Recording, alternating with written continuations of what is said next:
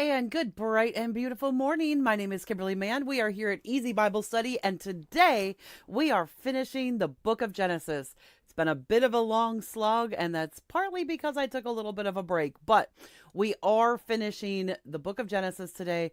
Next week, we'll be going into the book of Ruth. But what's going to happen with Joseph?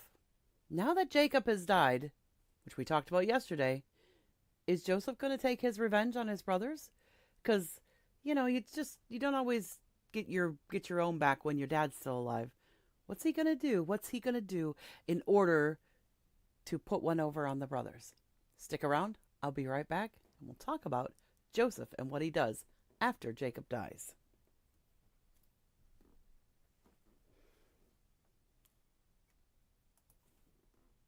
You can have all this world, but give me Jesus.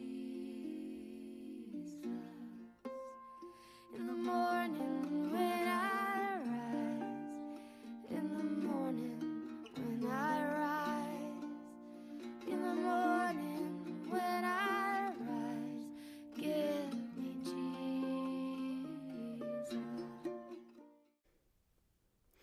And thank you so much for joining with me. And if you do find any value in this content today, do me a favor, click like, subscribe, turn on that notification bell so that you don't miss any of my content. This is especially important when it comes to us starting new books or knowing what's happening next. Definitely make sure you hit that subscribe button and the notification bell. Subscribing is great, but notification bell is more important, because then you'll get notified whenever I go live. You'll get notified whenever there's a new video that's dropping, which happens every single day. And I'll be doing some more shorts, throwing those up today from earlier in Genesis, just in case you missed that. But today we are finishing up the book of Genesis. Yay! And we are in Genesis chapter 50. So hopefully you had a chance to grab your notebook and your pen. Let's get into it, and let's see what Joseph is up to now. And Joseph fell upon his father's face and wept upon him and kissed him. And Joseph commanded his servants, the physicians, to embalm his father, and the physicians embalmed Israel. And 40 days were fulfilled for him, so are fulfilled the days of those which are embalmed. And the Egyptians mourned for him 60 days. And when the days of his mourning were past, Joseph spake unto the house of Pharaoh, saying, If now I have found grace in your eyes, speak, I pray you, in the ears of Pharaoh, saying, My father made me swear, saying, Lo, I die. In my grave which I have digged for me in the land of Canaan, there shalt thou bury me. Now therefore let me go up, I pray thee, and bury my father, and I will come again. And Pharaoh said, Go up and bury thy father, according as he has made thee swear. And Joseph went up to bury his father, and with him went up all the servants of Pharaoh, the elders of his house, and all the elders of the land of Egypt, and all of the house of Joseph and his brethren, and his father's house. Only their little ones and their flocks and their herds they left in the land of Goshen. And there went up with him both chariots and horsemen, and it was a very great company. And they came to the threshing floor of Atad, which is beyond Jordan. And there they mourned with a great and very sore lamentation. And he made a mourning for his father 7 days. And when the inhabitants of the land, the Canaanites, saw the mourning in the floor of Atad, they said, This is a grievous mourning to the Egyptians. Wherefore the name of it was called Abel Mizram, which is beyond Jordan. And his sons did unto him according as he commanded them. For his sons carried him into the land of Canaan, and buried him in the cave of the field of Machpelah, which Abram bought with the field for a possession of a burying place of Ephron the Hittite. And Joseph returned unto Egypt, he and his brethren, and all that went up with him to bury his father, after he had buried his father. And when Joseph's brethren saw that their father was dead, they said, Joseph will peradventure hate us, and will certainly requite us all the evil which we did unto him. And they sent a messenger unto Joseph, saying, Thy father did command before he died, saying, So shall ye say unto Joseph, Forgive, I pray thee now, the trespass of thy brethren, and their sin, for they did unto thee evil. And now we pray thee, forgive the trespass of the servants of the God of thy father. And Joseph wept when they spake unto him. And his brethren also went and fell down before his face. And they said, Behold, we be thy servants. And Joseph said unto them, Fear not, for am I in the place of God? But as for you, ye sought evil against me, but God meant it unto good, to bring to pass, as it is this day, to save much people alive. Now therefore, fear ye not, I will nourish you and your little ones. And he comforted them, and spake kindly unto them. And Joseph dwelt in Egypt, he and his father's house, and Joseph lived 110 years. And Joseph saw Ephraim's children of the third generation. The children also of Machir, the son of Manasseh, were brought up upon Joseph's knees. And Joseph said unto his brethren, I die, and God will surely visit you, and bring you out of this land, unto the land which he sware to Abraham, to Isaac, and to Jacob. And Joseph took an oath of the children of Israel, saying, God will surely visit you, and ye shall carry up my bones from hence. So Joseph died, being 110 years old. And they embalmed him, and he was put in a coffin in Egypt. And this is God's word for us today. And we are now finishing up the book of Genesis. Let's talk about what we've got here right at the beginning. All right. So we've got right at the beginning here, we have this whole section now about, well, what's going on? What is, what is actually happening here? And let's do this. Let's turn on the playlist. See if that helps them. There we go. So we're going to look at the chapter here, and we're going to break this down. And it is one of the key passages in Scripture where a theme was repeated. We actually already talked about this theme earlier, but now we're going to talk about it in relationship to Joseph and Joseph himself. All right, so let's start in verse 1 like we always do, and let's make some notes. And so first thing we see here in verse 1 is we see Joseph fall upon his father's face and wept upon him and kissed him. So Joseph's father passes away, and the first thing he does is he mourns. He starts to mourn. And excuse me, my glasses are bothering me because I can't see them. He mourns him, and the first thing he does, so verse 1, Joseph mourns Jacob. I think what's interesting about this as well, though, is that it doesn't actually say anything about the brothers mourning their dad. Like, that's not really discussed. And so then in verse 2, Jacob is embalmed, which is different. So Abraham and Isaac were not embalmed. They were just buried up in Machpelah, where we talked about that a long time ago.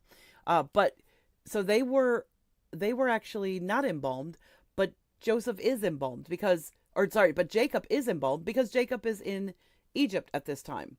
And so because he's in Egypt, they're going to follow Egyptian customs. Now, I don't know if the reason they followed Egyptian customs is because Joseph had become familiar with them. There doesn't seem to be any history within Judaism that says embalmment is necessary. I think it was just because Joseph was embedded into Egyptian culture. Keep in mind that by the time Jacob dies, Jacob's been there 17 years. Joseph's been there for 20-something years. We don't exactly know how long, but a good rough estimate is somewhere around 22, 23. So he's been there for about 40 years of his life now. And considering that he was a young man when he went to Egypt, that means he's been there most of his life. Most of his cultural context would have been coming from the Egyptians themselves. And so Joseph has Jacob embalmed. And then the other custom is the 40 days of mourning. That's an Egyptian custom. It says right here, and 40 days were fulfilled for him, for so are fulfilled the days of those which are embalmed. And the Egyptians mourned for him 70 days. So Jacob's death, let's see here. So the mourning time lasted 40 days. So mourning lasted 40 days. And the Egyptians mourned as well. Which is a really interesting concept because who was Jacob? I mean, Jacob was the father of Joseph, and Joseph was obviously important in Egypt. But who was Jacob to these Egyptians? He wasn't really anybody. Like, not really. He wasn't anybody that mattered much at all. I'm going to do something here. We're going to change something around a bit because this is not working. All right. We're going to go right here. I do apologize, guys.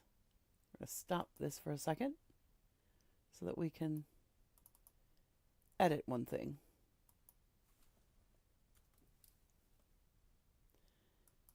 We're going to edit a couple of things right here.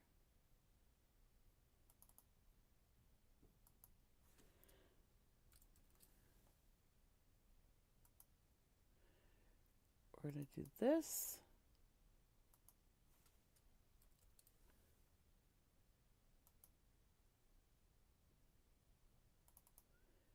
We're going to do this.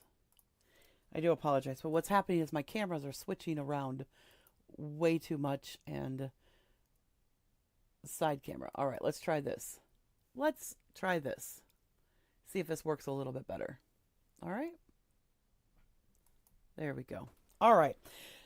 Okay, so I won't get distracted. That's the problem, is that I was getting really distracted by that. All right, so mourning lasted 40 days, and in my book here, it looks like I've written 100. So let's change this out so that's clearly a 4. And this was the custom for people who were embalmed. Now, that's an interesting concept. You have to ask, well, why is that? Well, we don't exactly know. It was the custom for Egyptians to be mourned for 40 days because they were embalmed. Now, the other question is, does this mean that not everybody was embalmed? Does this mean that embalmment was only for those who were significant or important? Because it seems to be indicated.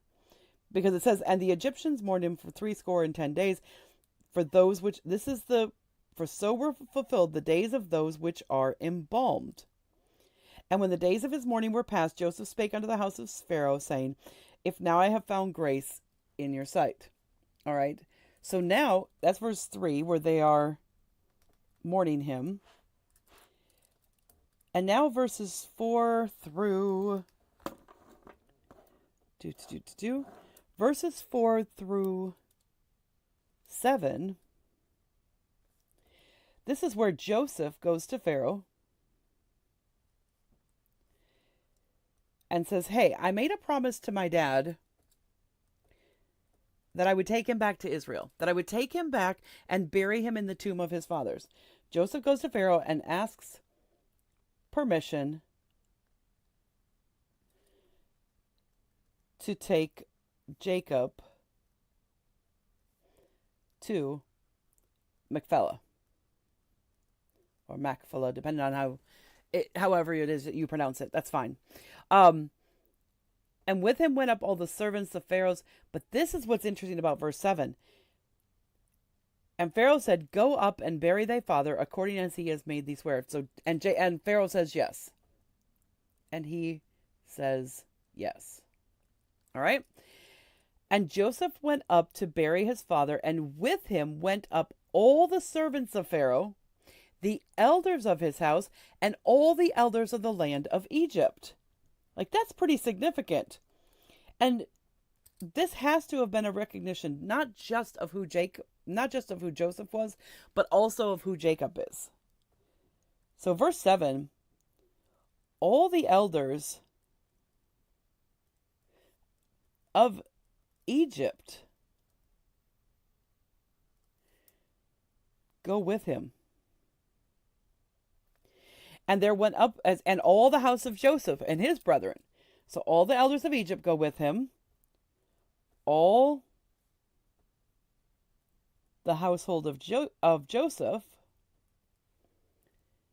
the house of Joseph and his brothers, all the household of Joseph. This means that his servants as well, his wife, his kids, his servants, everybody in the household of Joseph and his brothers,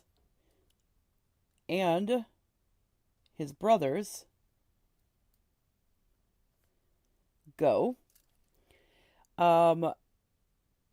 And there went up with them both chariots and horsemen, and it was a very great company.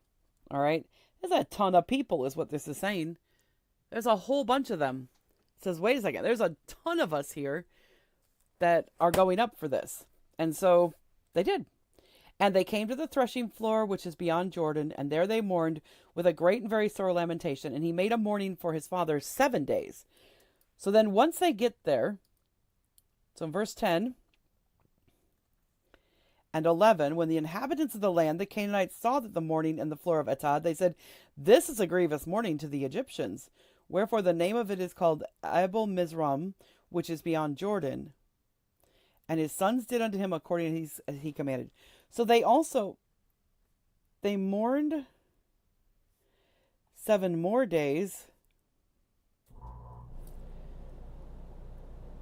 when they got there. And it was pretty significant because in verse 11, everyone around knew what was going on. Everyone knew. This is like everybody in the region, in all of Canaan, they all knew what was going on. They all knew what had happened with Jacob, and they all made this significant to them. And they were like, "Wow, this is interesting. We've named a whole entire thing after this because this was a significant event. These Egyptians are serious about burying this guy. This is a big deal." And keep in mind that the nation of Egypt was basically the only nation that existed, and they were the most powerful nation for sure of the time. So imagine this would be similar to the impact that the funeral of the Queen of England had a few years ago. England is a hugely impactful country, even though it's very tiny. It has a huge impact around the world. It still has the territories of Canada and Australia and all of that. And so that part, not surprising, but the thing is, when the Queen died, do you remember how long they did the processional? Like, it was like days and days and days and days when she died of her funeral. And it went on and on and on. Her funeral was she lay in state, and everybody from around the world came to celebrate it, or to not celebrate it, but to mourn her passing. And that's similar to what's happening to Jacob here. Everybody who was anybody in Egypt went all the way up into Canaan just to mourn Jacob's death. And such a significance that the Canaanites all realized this and made significance of this event as well. So everyone knew, and Jacob's sons fulfilled their promise.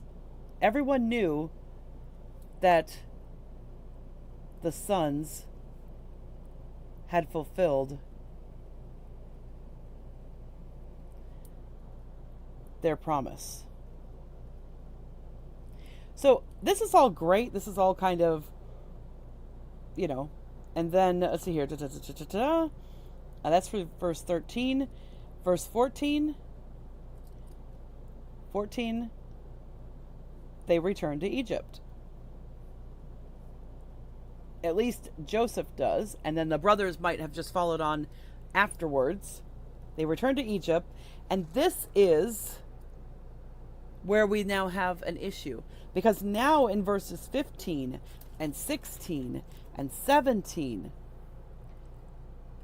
Joseph's brothers, and 18. So we've got verses 15 through 18. The brothers are afraid that now Jacob is dead, Joseph will have his revenge. This is the biggest thing. Like, now that they've buried Jacob, now that they've taken care of the responsibility, now their biggest fear is that Joseph's going to have his revenge for the evil they did to him. They're like, this is not good. This is really bad. And he says, and his brethren also went down and fell down on their face. They said, "Behold, we be thy servants." I would also like to say that when Joseph heard this, in verse 17, it says, "And Joseph wept when they spake unto him." This made Joseph sad. And you can understand why. Because here it is, Joseph has now lived with them for 17 years in harmony, in peace. And Joseph yet is pretty lonely in a way. And when I say he's pretty lonely in a way, I think what you need to pay attention to here is this. Pretty lonely because throughout this whole time, Joseph thinks, I'm living here with my brothers. I've been reunited with my family. I'm building a relationship with all of them. And yet, his brothers still are fearful of him. His brothers are still afraid that he's going to take revenge. His brothers are still afraid something terrible is going to happen. Which is an awful feeling. Imagine that, first of all, these brothers send you off and do evil against you. And so 20, 25 years later, between that time, you get reunited with them, and then 17 years later, you find out they didn't think you actually forgave them that whole time. There was no true restoration because they assumed that the only reason you were being nice to them is because Dad was around. Imagine why. I mean, you can see why that would make Joseph sad. I would be just devastated if I thought I had reconciled with a sibling and 20 years later found out, nope, that reconciliation, we just did that because we were trying to please Dad, or we just thought that was happening because of that. We didn't really think you had forgiven us. For 17 years, they harbored that fear. They wouldn't have just randomly come up with this. They must have been thinking about this the whole time.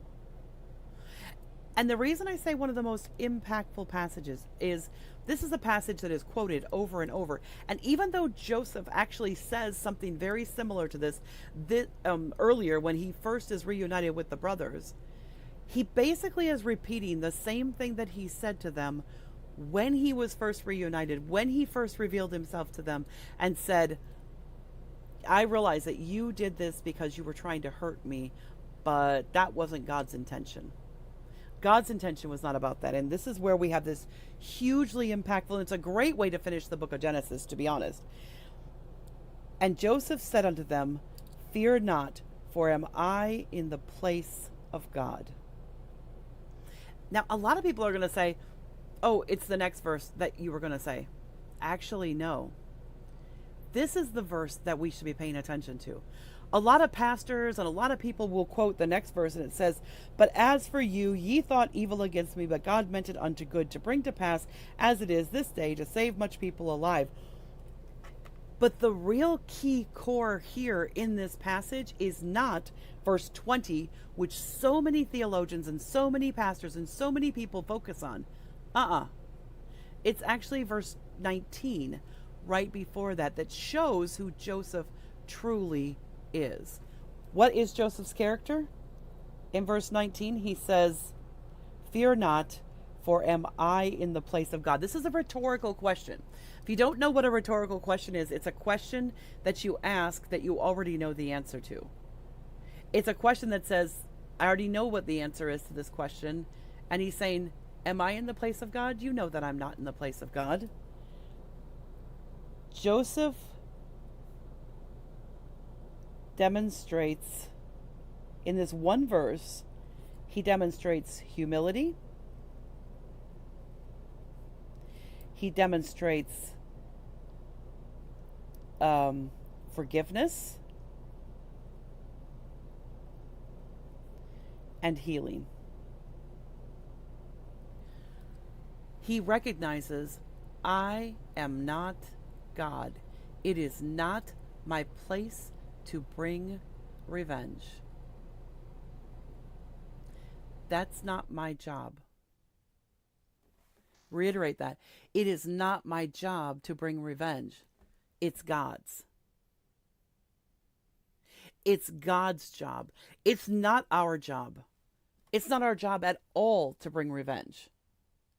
Not in any way, shape, or form are we supposed to be taking revenge. That's not for us. That is for God. We'll come back to this at the end. But as for you, ye thought evil against me, verse 21, but God meant it unto good, to bring to pass as it is this day, to save much people alive. He says, look, you tried to do something evil, but God actually did this because he knew he had to preserve the nation of Israel. He had to preserve. Look at all these people that we are. We are these people. We are this large family group that God needed to preserve. And that's why God allowed you to sell me into Egypt. It wasn't about me, he says. It wasn't even about you. He goes, stop thinking about yourself and think about what God's plans are. What were God's plans in this circumstance? That's what's important. He goes, now therefore fear ye not. I will nourish you and your little ones. And he comforted them and spake kindly to them. A lot of people would say that the restoration of Joseph to his family happened 17 years ago when they first came back to when they first moved to Egypt. I would say no. I would say the true restoration of his family came here,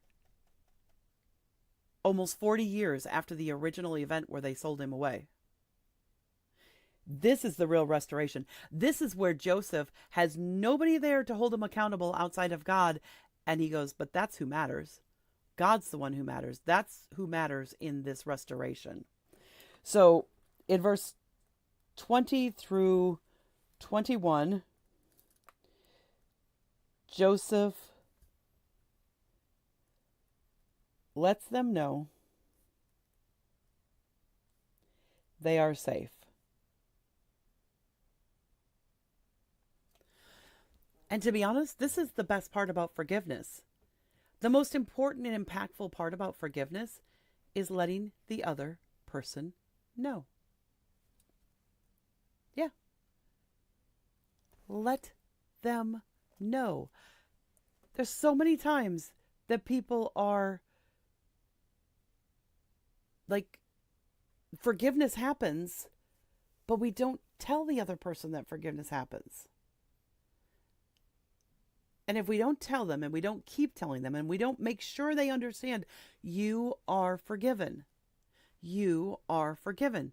Repeat it over and over. You are forgiven. You are forgiven. Now, sometimes we would say, they don't really want to be forgiven. Okay, that's not the time to be repeating it. But when somebody is coming back to you and saying, oh, I'm still feeling so guilty about this, you have to go back to them and say, you are forgiven. I'm not in the place of God. You're forgiven. You're safe. Because that's the real problem. The problem is we live in a world that is very unsafe. And there's so much turmoil right now, especially both in our nation and around the world. And safety is such a big deal. And we only find safety resting in God and in His will and in what He wants us to do. So that's why safety is so important. So important. And so then after this, it's very almost anticlimactic, because verses 22 through 25,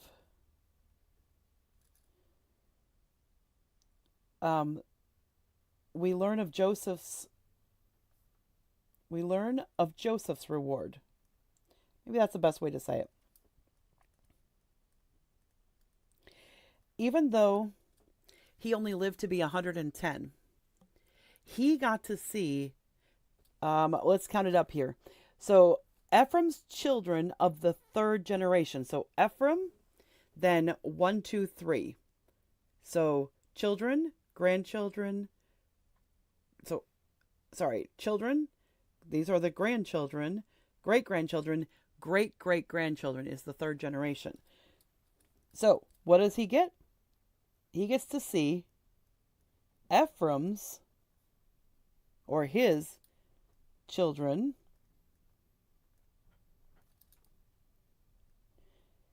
great-great-grandchildren and Manasseh's, let's see here, it says, and let's see, Ephraim's children, third generation, and the children also of Machir, the son of Manasseh, were brought up upon Joseph's knees. So children, grandchildren, great-grandchildren, and Manasseh's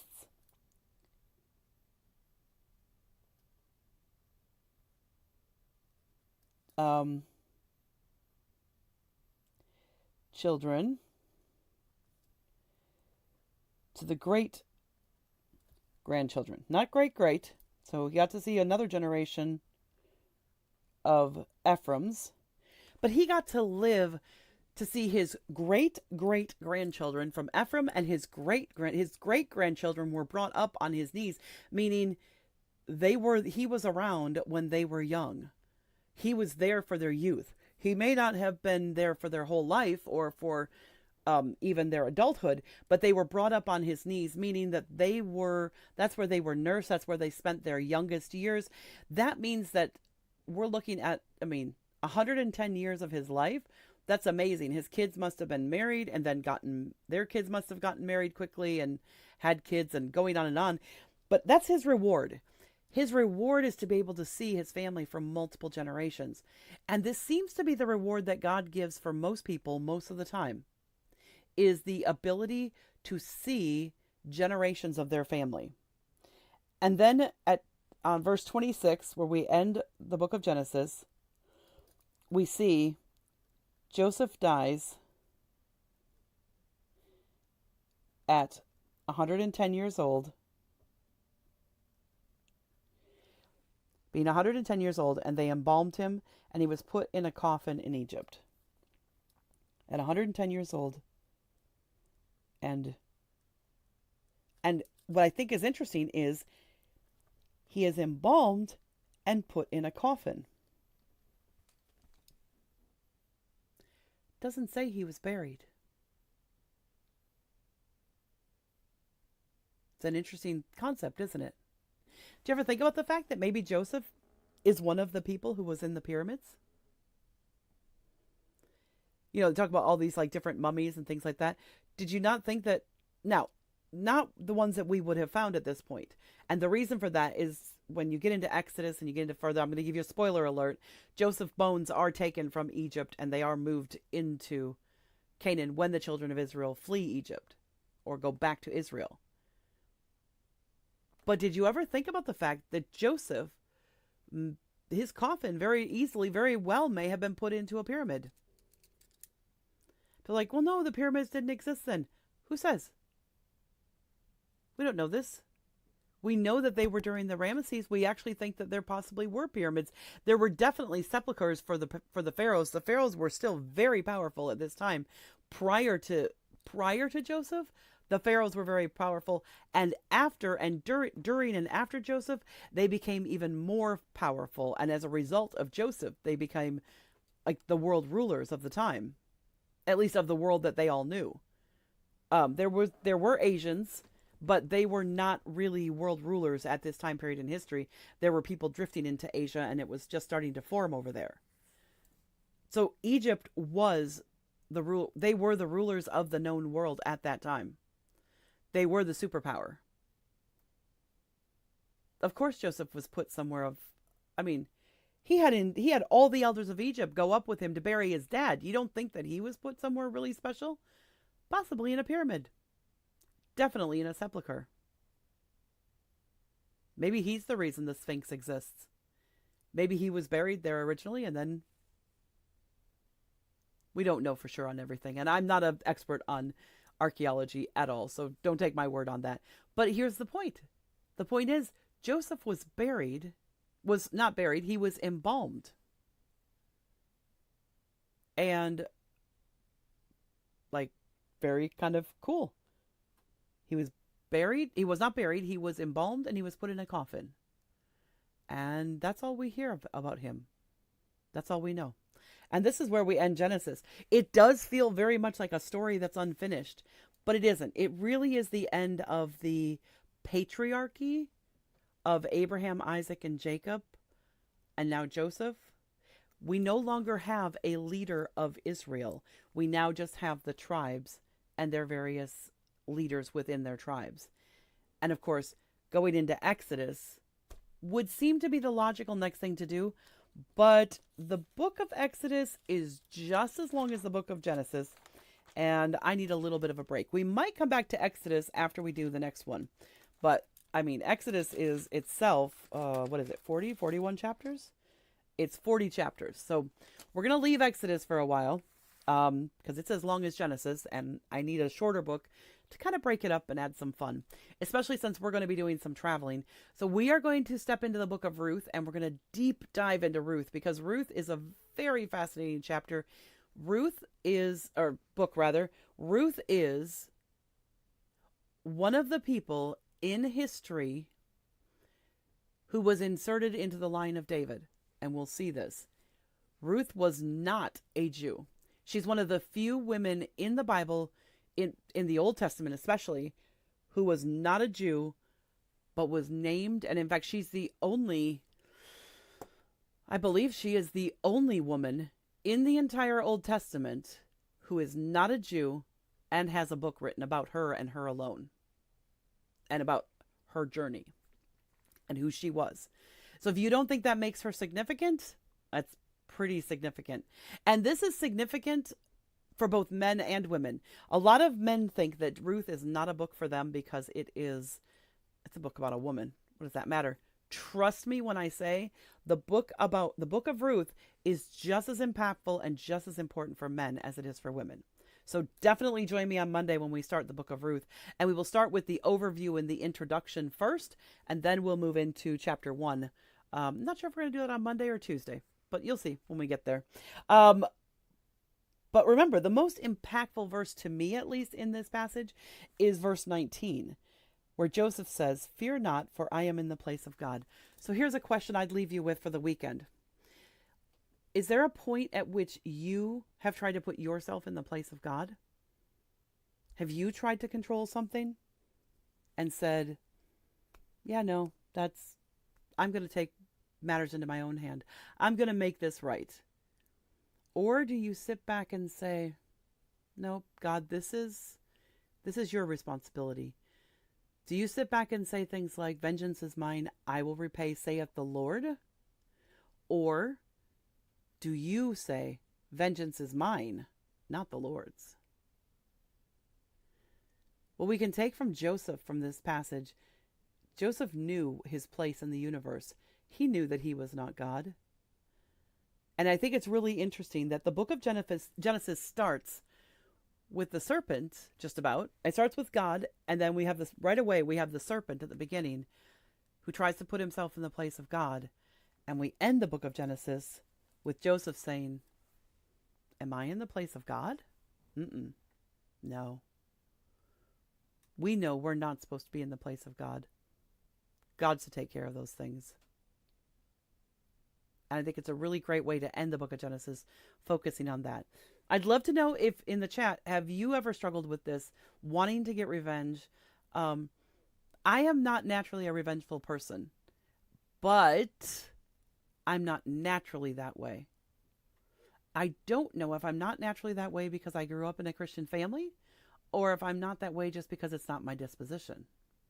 Because there are lots of people in the world who are not naturally jealous. I can tell you this. My husband, Russ, he has been a person who would take revenge. And it's very definitely a part of his previous family culture, shall we say. So as a part of your culture, drop a comment. Love to see your thoughts on this. Have you ever struggled with this? And if so, what have you done to overcome this? Has this passage been impactful for you, or has it been other passages? I'd love to see it if you know of other passages that really impacted you to realize that vengeance is mine, I will repay, saith the Lord. So drop it in the chat. Would love to see that. And I appreciate so much you joining me today. And it's been a pleasure having you here. Any questions or comments, go ahead. Always put questions and comments in the chat when we are live. And even after we're live, I still answer questions, or I still respond to comments with a thank you or an elaboration if there's an actual question. So I look forward to seeing you on Monday, and I talk to you later. Bye for now.